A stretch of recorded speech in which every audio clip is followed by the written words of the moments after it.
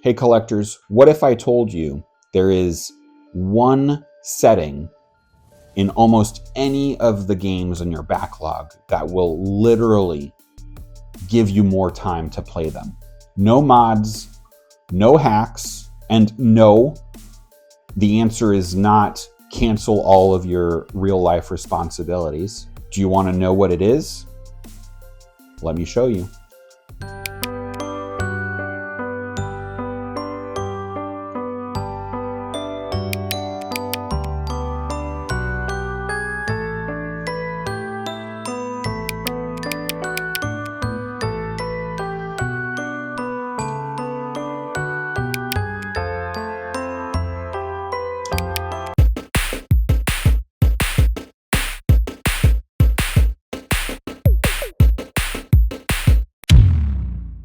I've been playing video games basically my whole life.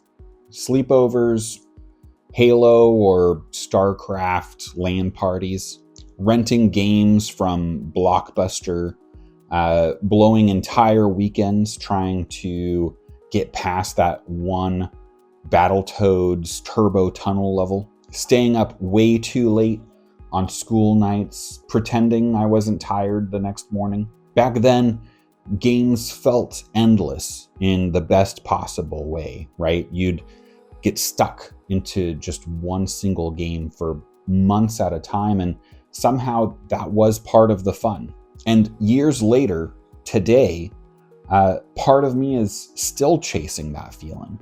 And not necessarily that feeling of the exact games themselves, but the feeling of disappearing into entire worlds for a time. My problem in achieving that is adulting.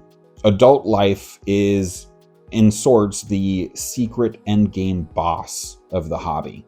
Because now it's work and paying the bills, dishes, laundry, feeding your kin, errands, carpools, responsibilities, somehow injuring your back just by sleeping incorrectly.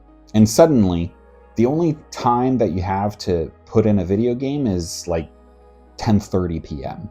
And to be honest, these days at 10:30 p.m., my body is no longer interested in trying to memorize phase 3 attack patterns. So somewhere along the way, I started realizing something, which is, hear me out, putting the game in easy mode might be one of the greatest gifts that us older gamers could ever have been given.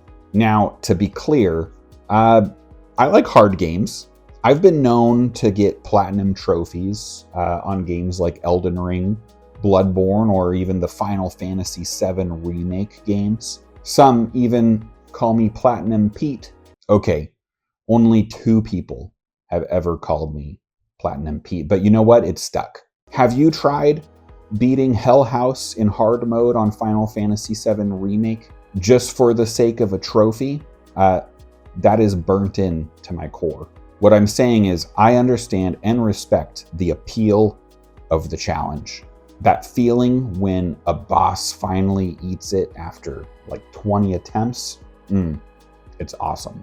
But also, sometimes I don't want to be spending my entire gaming session getting brutally and emotionally destroyed by some boss named like the Forgotten Duke of Rotting Misery or whatever. Sometimes I just want to play the game. And gaming culture can get kind of weird about this, right? I mean, like the second that you choose to put something into easy mode, it's like a secret gaming tribunal gets together and revokes your credentials. Why so much shade, gamers? Why? But honestly, I don't think most people care about this as much as the internet seems to put out.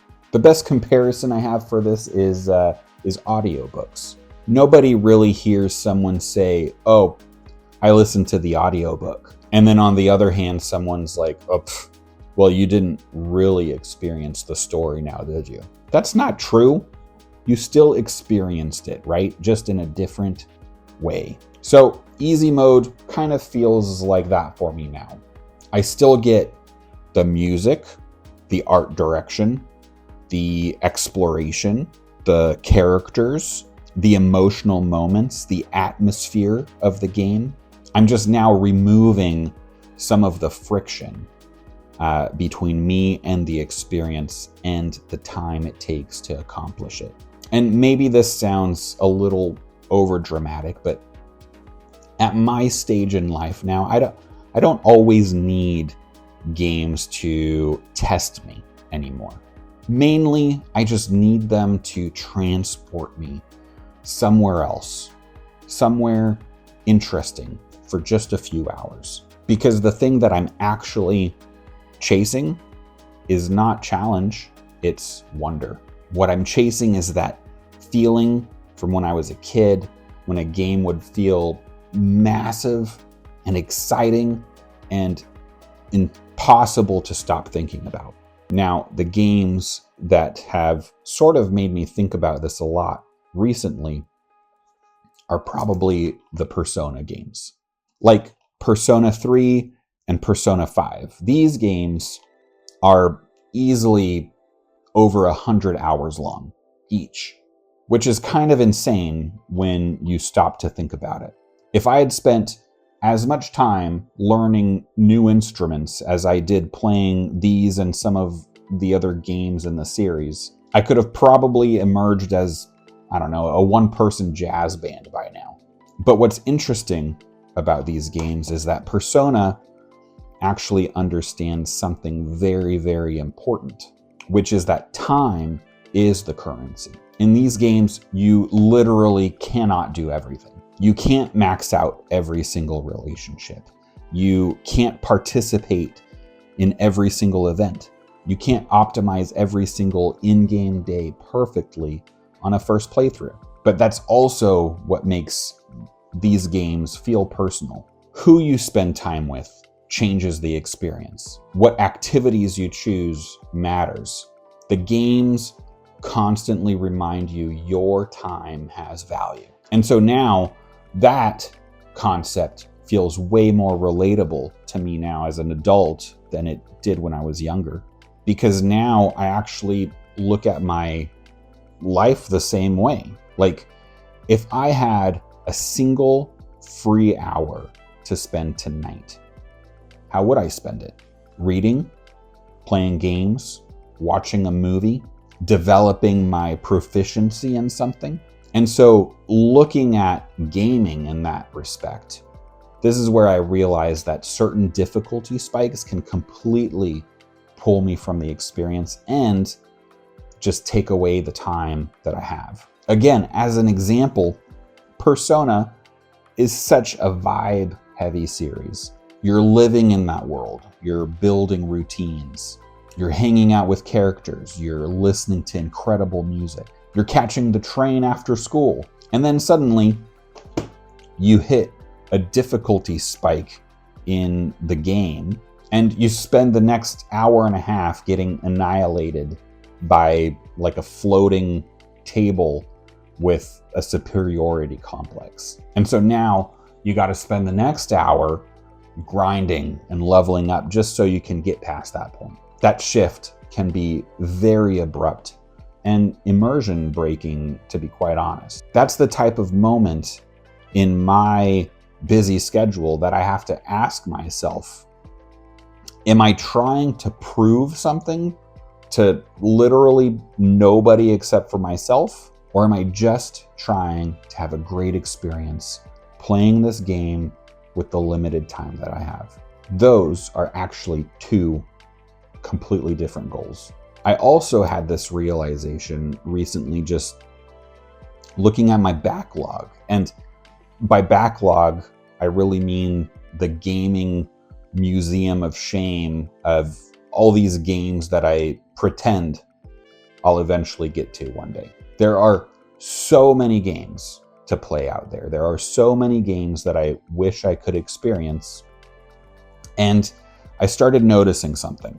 If I get stuck too long on one part of a game now, there's a good chance that life will simply just interrupt me long enough for me never to pick up that game again. This is not because the game is bad, but because adulthood has an incredibly high crowd control ability. One busy week turns into two. Then suddenly you forgot how the controls work on the game.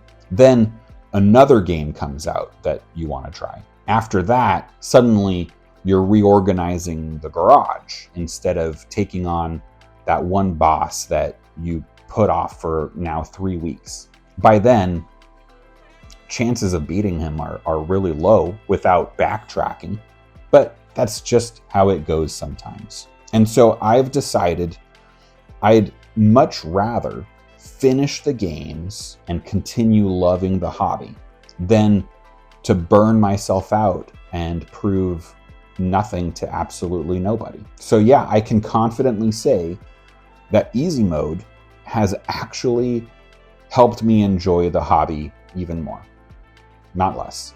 And I think this is the part that I didn't understand when I was younger. When you're a kid or a young adult, right, games feel infinite because time feels infinite. Summer vacations alone felt like an entire year does now. But as an old child at heart now, I realize that time is actually the rare collectible, right? That's the resource. That's the key item. Not experience, not crafting materials, not skill levels, actual free time. I know it's a hot take, but putting the game in easy mode will give that back to you. And once I started thinking about games in that way, I stopped feeling, I guess, weird or awkward to nobody but myself about lowering the difficulty settings. Because if changing just one easy setting means that I experience more games, more stories, see more worlds, hear more incredible music, make more memories with characters and these games themselves, that honestly feels like a pretty good trade. It is weird though. I mean, playing games this way has actually made me feel more connected with gaming again. I'm staying excited about the hobby. I'm keeping games connected to comfort and to curiosity instead of being frustrated with them or exhausted. Now, obviously, this is not me saying hard games are bad. Some games are specifically designed around challenge, and overcoming that challenge is the experience. I totally get that, and I respect that. I am always an advocate for experiencing something the way it was intended to be experienced. But I also think there's something very nice and even important about giving yourself permission to engage with games however it keeps the joy alive. Because at the end of the day, the best difficulty setting of any game is probably just the one that gets you excited to go ahead and pick up the controller again tomorrow. But that's me. I'm curious where everybody else lands on this. Do you still set your games onto hard mode on a first playthrough? Or have you shifted towards normal or easy mode over time like I have? Or are you one of those terrifying people who sets the game to permadeath survivor mode just for fun? Let me know in the comments. And now, if you'll excuse me, I'm gonna go head to Kichijoji in Persona 5 and go play some darts with some of my friends. Until next time.